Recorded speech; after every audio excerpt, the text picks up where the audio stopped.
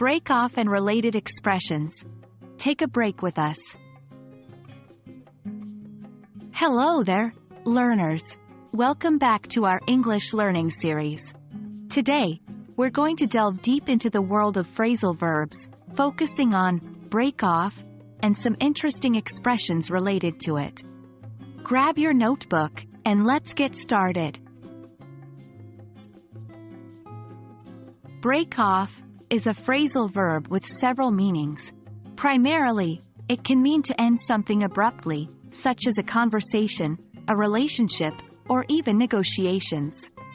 For example, she decided to break off the relationship due to their differences. Secondarily, it can also mean to snap off or separate a part of something. For instance, he broke off a piece of the chocolate bar and gave it to his little brother. It's versatile and quite commonly used in everyday English, so it's a useful one to learn. The first related expression is break up.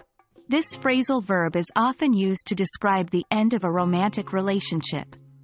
For example, after dating for 5 years, they decided to break up. It can also refer to dispersing or separating something into smaller parts, such as, the teacher asked us to break up into small groups. The next expression is break down. This phrasal verb is commonly used to describe a machine or vehicle that has stopped working, like, my car broke down on the way to the beach. It can also refer to an analysis or separation of something into its constituent parts. For example, let's break down this problem and solve it step by step. The third expression is break in or break into. It often refers to entering a place or vehicle forcefully, usually for criminal purposes, such as, someone broke into my car last night. It can also mean to wear something, usually shoes, until they're comfortable. Like, I need to break in my new boots before our hike. And there you have it. Today we explored the phrasal verb, break off, and learned about its related expressions, break up, break down, and break in, into.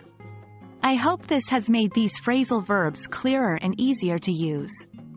Remember, practice makes perfect, so try using these expressions in your conversations or writing. That's all for today's lesson. Keep learning, keep practicing, and I'll see you in our next video.